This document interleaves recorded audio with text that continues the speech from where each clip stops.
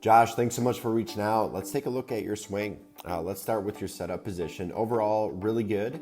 Your feet are shoulder width apart and your arms are hanging naturally over the ball. You have a slight bend in your posture and knees, which is great.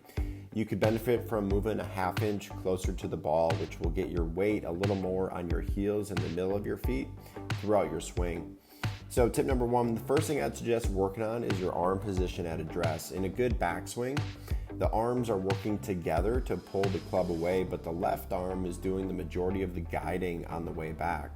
And as you can see, your right arm is really dominant. I'm unable to see your left arm at setup. So from this back view, I should be able to see your left arm nice and straight while your right arm is relaxed. Take a look at the image I have on the screen to compare. Relaxing your right arm will enable you to get it out of the way so we can come back more shallow. This will help with tip number 3, which we'll get to shortly.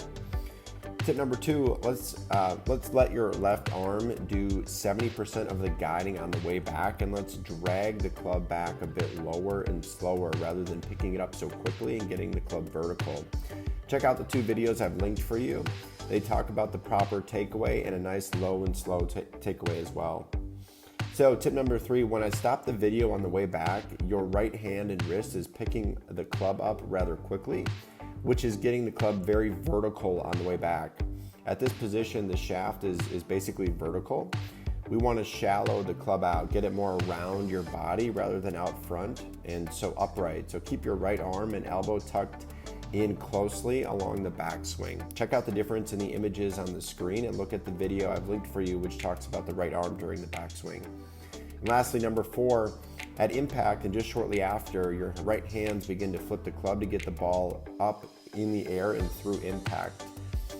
To get a penetrating ball flight, we need to keep a driving or a compressed motion through the impact zone. So we do this by keeping your leg angle as long as you can and pulling the club with your upper body. Take a look at the video I've attached for you that explains the leg angle. And lastly, I think your finish looks great. Keep your weight on your left side. Finish nice and high while holding your finish for a few seconds long. Great job overall. I know you'll find a ton of value in these videos that I've linked for you. Until next time, thanks again, Josh.